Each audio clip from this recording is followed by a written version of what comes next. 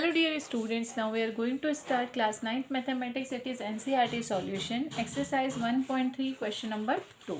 Question number 2 is,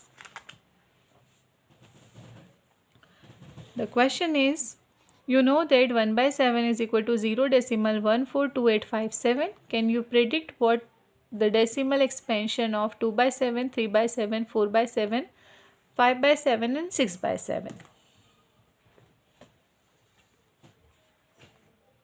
तो इस question का सॉल्यूशन हम इस तरह से स्टार्ट करेंगे. सबसे पहले without actual long division the decimal expansion of, हमें डिवाइड नहीं करना है, बिना डिवाइड किए हुए हमें पता करना है कि 2 by 7, 3 by 7, 4 by 7, 5 by 7 और 6 by 7 की वैल्यू क्या होगी. तो सबसे पहले हम स्टार्ट करें 2/7 से. 2/7 को हम अगर दो पार्ट में ब्रेक करें तो हम इस तरह से लिख सकते हैं 2 × 1/7. क्वेश्चन में हमें 1/7 की वैल्यू दी है. 2 × 1/7 किस लिए लिखा, क्योंकि 2 1 ज़ा 2 वापस 2/7 बन सकता है. हमारे पास 1/7 की वैल्यू है. 1/7 के प्लेस पे हम लिखेंगे 0.142857.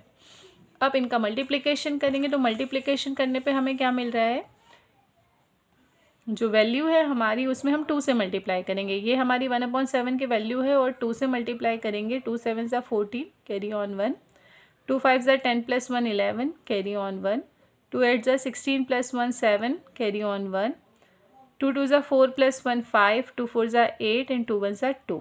और यहाँ पे हमारे पास 1 डिजिट के बाद डेसिमल था, तो हम हमारे आंसर में भी 1 डिजिट के बाद डेसिमल अप्लाई करेंगे.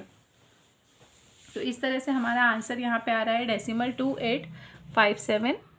यहाँ पे हमारा डेसिमल था, तो हम आंसर में भी 1 2 3 4 5 6 डिजिट के बाद अपना डेसिमल अप्लाई करेंगे. 1 2 3 4 5 6 यहाँ पे डेसिमल है हमारा आंसर हो रहा है 0.28571 इसी तरह से जब हमें 3 by 7 फाइंड करना है स्टूडेंट्स, तो 3 by 7 को हम किस तरह से लिख सकते हैं, 3 × 1/7. 1/7 की हम वैल्यू लिखेंगे और ये जो वैल्यू आई है अब इसे 3 से मल्टीप्लाई करेंगे. 3 7 ज़ा 21 कैरी ऑन 2, 3 5 ज़ा 15 + 2 17 कैरी ऑन 1, 3 8 ज़ा 24 + 1 25 कैरी ऑन 2, 3 2 ज़ा 6 + 2 8, 3 4 ज़ा 12 कैरी ऑन 1 एंड 3 1 ज़ा 3 + 1 4. अब हमें 4 by 7 की वैल्यू फाइंड करनी है. तो 4 by 7 को आप क्या लिख सकते हैं, 4 by 7 को आप लिख सकते हैं 4 × 1 by 7. 1/7 की वैल्यू रखिए, 4 से मल्टीप्लाई कीजिए और अपना आंसर लिखिए. आंसर में आपको 6 जो भी आंसर आता है उसमें 1 2 3 4 5 6 डिजिट के बाद अपना डेसिमल लगा दीजिएगा. तो 6 डिजिट के बाद डेसिमल लगा के इस तरह से बार बना देंगे तो आपको 4/7 की वैल्यू मिल जाएगी. इसी तरह 5/7 की वैल्यू निकालने के लिए आप लिख सकते हैं 5 × 1/7. 1/7 की वैल्यू रखेंगे और इसमें हम 5 से मल्टीप्लाई करेंगे. 5 से मल्टीप्लाई करने के बाद आपको जो भी नंबर मिल रहा है उसमें आप 6 डिजिट्स के बाद डेसिमल लगा दीजिए तो आपका 5/7 हो जाएगा. इसी प्रोसेस को फॉलो करते हुए आप 6/7 फाइंड कर सकते हैं. 6/7 फाइंड करने के लिए आप 6 × 1/7 लिख सकते हैं. जो भी नंबर है उसको आप 6 से मल्टीप्लाई कीजिए और इस तरह से मल्टीप्लाई करने पे आपको फाइनल आंसर मिल रहा है 0.857142. इस तरह से आप इस क्वेश्चन को अपनी CW में कंप्लीट कर सकते हैं. ये आपका क्वेश्चन नंबर 2 एक्सरसाइज 1.3. अब हम सॉल्व करने जा रहे हैं exercise 1.3 question number 3. Question number 3 में हमें गिवन है, हमें जो नंबर्स गिवन है उन्हें हमें P/Q के फॉर्म में लिखना है. सबसे पहला नंबर है हमारा 0.6 बार. 6 बार का मतलब होता है कि ये 6 कंटिन्यूस रिपीट हो रहा है. 0.6 6 6 ऐसे डैश लगाया मैंने, मतलब यहाँ पे बहुत सारे 6 आगे बढ़ते जा रहे हैं. इसे हम देंगे इक्वेशन नंबर 1. इस वैल्यू को हमने मान लिया x. अब दोनों साइड LHS और RHS में हम 10 से मल्टीप्लाई करेंगे तो 10 × x 10x और 10 × 0.666. अब हम इसे आगे सॉल्व करने के लिए 10x, यहाँ 1 0 है तो डेसिमल 1 डिजिट जंप होके हमें मिल रहा है 6.6666. नेक्स्ट स्टेप में मैंने क्या किया, 6.66 को दो पार्ट में डिवाइड किया है. डेसिमल के पहले वाला पार्ट अलग कर लिया और डेसिमल के बाद वाला पार्ट हम अलग कर लेंगे. अब आप देख रहे हैं कि इक्वेशन नंबर 1 में जो वैल्यू है और ये वाली वैल्यू दोनों सेम है, यानी इस वैल्यू की जगह पे हम क्या लिख सकते हैं, x. तो इक्वेशन 2 में हमने इस वैल्यू की जगह पे क्या पुट किया, x. तो हमारी इक्वेशन क्या बनी, 10x = 6 + x. Plus x side change किया तो माइनस में आया, 10 में से 1 माइनस हुए 9, और 9 को हम मल्टीप्लाई से 6 के डिवाइड में ले गए, 6 को 9 से डिवाइड किया तो आपको मिलेगा 2/3। इस तरह से 0.6 बार को आप डेसिमल में क्या लिख सकते हैं, 2/3। सेम इसी प्रोसेस को फॉलो करते हुए सेकंड क्वेश्चन में आपको 0.47 बार को p/q के फॉर्म में लिखना है। तो इसमें 47 पर बार है ओनली, यहाँ मैंने दोनों पे बार लगाया है, सिर्फ आपको किस तरह से 47 सिर्फ 7 पर बार है, यानी 7 रिपीट हो रहा है। तो यहाँ हम दोनों साइड में 10 से मल्टीप्लाई करेंगे, 10x 10 इंटू 0.477, 1 0 है इसलिए डेसिमल 1 डिजिट जंप होगा और इसे हम देंगे इक्वेशन नंबर 1। अब हम इक्वेशन नंबर 1 के दोनों साइड में 10 से मल्टीप्लाई कर रहे हैं, तो 10 से 10 का मल्टीप्लाई और 10 से 4.77 का मल्टीप्लाई करेंगे, 10 10 से 100, और यहाँ 1 0 है तो डेसिमल 1 डिजिट जंप होके हमें मिलता है 47.777। अब इस इक्वेशन को हमको दो पार्ट में इस तरह से ब्रेक करना है कि हम x की वैल्यू रख सकें। हमारे पास 10x की वैल्यू क्या है, 4.77। अब 47 को हमें इस तरह से ब्रेक करना है कि हमें 4 मिल जाए। तो हम क्या कर सकते हैं, 47 में से 4 माइनस करेंगे तो हमें क्या मिलता है, 43। इसलिए हमने 47 को क्या लिखा है, 43 + 4.777। अब हम इक्वेशन 1 से 4.77 की वैल्यू रखेंगे 10x, यहाँ से इसकी वैल्यू रखा 10x, 10 प्लस से माइनस में गया, 100 - 10 90, 90 को मल्टीप्लाई से डिवाइड में लाएंगे और इस तरह से हम 0.477 को p/q के फॉर्म में लिख सकते हैं 43/90।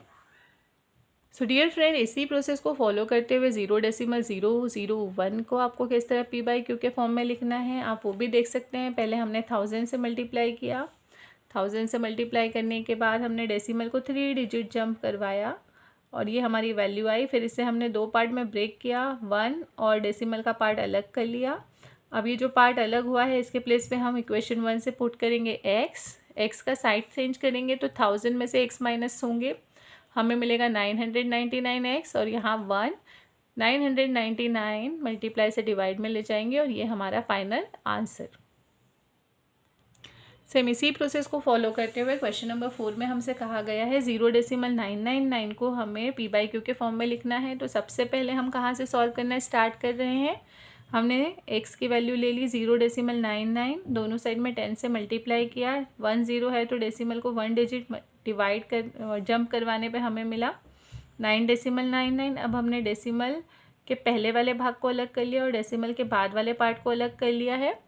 इस पार्ट की जगह पे इक्वेशन 1 से हम क्या लिख सकते हैं, x को प्लस से माइनस में लेकर आए, 10 में से 1 माइनस हुआ 9x, और ये 9 मल्टीप्लाई से डिवाइड में जाता है तो 9 से 9 डिवाइड होके हमें क्या मिलता है, 1, या फिर इसे p/q के फॉर्म में हम यहाँ पे भी ख़त्म कर सकते हैं। नेक्स्ट हमारा क्वेश्चन नंबर 5। क्वेश्चन नंबर 5 में हमसे कहा गया है हमें 1/17 को डिवाइड करना है और हमें चेक करना है कि कितने नंबर्स के बाद डिजिट का रिपीटेशन शुरू हो जाता है। सबसे पहले हमने डिवाइड करना शुरू किया तो हम जब 17 को 1 से डिवाइड करते हैं तो हम देख रहे हैं कि 1 इज़ स्मॉलर देन 17, हम डेसिमल लगा के 1 0 बढ़ाते हैं। 1 0 लगाने के बाद भी हम देख रहे हैं 10 इज़ अगेन स्मॉलर देन 17, तो 1 0 यहाँ भी और 1 0 नीचे भी लगा के फिर हम इसे डिवाइड करना शुरू करते हैं। 17 5 = 85, 100 में से 85 को माइनस करने पे हमें 15 मिलता है, 15 मिला है। अब हम हर स्टेप में एक ज़ीरो बढ़ा सकते हैं, हमने एक ज़ीरो बढ़ाया, फिर हमने टेबल लिया 8 टाइम्स 136, माइनस करने पे हमें 14 मिला, फिर हमने एक ज़ीरो बढ़ाया, फिर हमने 8 टाइम्स टेबल लिया 136, माइनस करने पे हमें 4 मिला, फिर हमने एक ज़ीरो बढ़ाया, देन 17 2 = 34। इस तरह से हम डिवाइड करते जाएंगे और काफ़ी डिजिट्स करने के बाद एक सिचुएशन ऐसी आएगी, यहाँ तक आपको डिवाइड करना है, ये 20 है, 20 से फिर अगेन स्टार्ट किया हमने, इस तरह से आपको पूरा डिवाइड कंप्लीट करना है और यहाँ लास्ट में वापस आप देखेंगे कि फिर से 1 आ जाता है, जहाँ से हमने शुरू किया था वहाँ से फिर से 1 आ जाएगा और उसमें 2 0 लगा के कितने डिजिट के बाद रिपीटेशन शुरू हुआ है आप देख सकते हैं। आंसर 0.058823529411764 तो इतना सॉल्व करने के बाद फिर से रिपीटेशन शुरू होता है। यहाँ पर आपका क्वेश्चन नंबर 5 कंप्लीट होता है। अब हम सॉल्व करेंगे क्वेश्चन नंबर 6। क्वेश्चन नंबर 6 है, look at several examples is rational number in the form of p by q where p and q are integers with no common factor other than 1 and having terminating decimal representation. Can you guess what property q must satisfy. यहाँ पर हमें ये बोला गया है कि बहुत सारे ऐसे नंबर होते हैं जो p by q के फॉर्म में होते हैं, उनमें कोई कॉमन नंबर नहीं होता है लेकिन फिर भी वो टर्मिनेटिंग डेसिमल को रिप्रेजेंट करते हैं। तो आप बता सकते हैं कि q में ऐसी क्या क्या प्रॉपर्टीज़ होनी चाहिए। So dear friends, question number 6 के आंसर में सिर्फ हमें इतना लिखना चाहिए कि q हैज़ ओनली 2 फैक्टर्स,